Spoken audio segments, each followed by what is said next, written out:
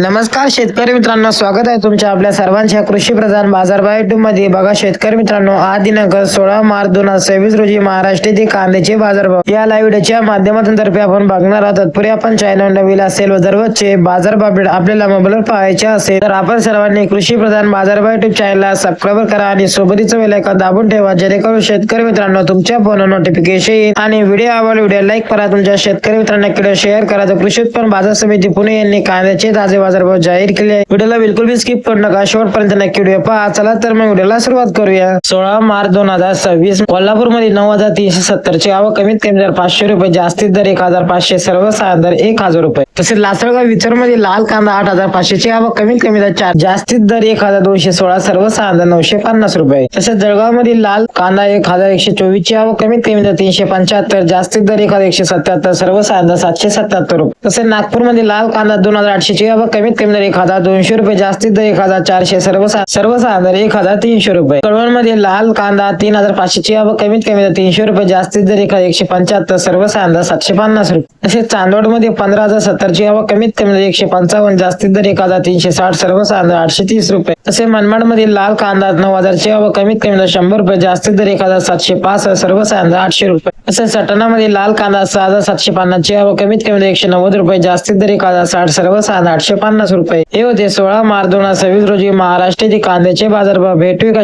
नव्या व्हिडिओ मध्ये, तोपर्यंत धन्यवाद।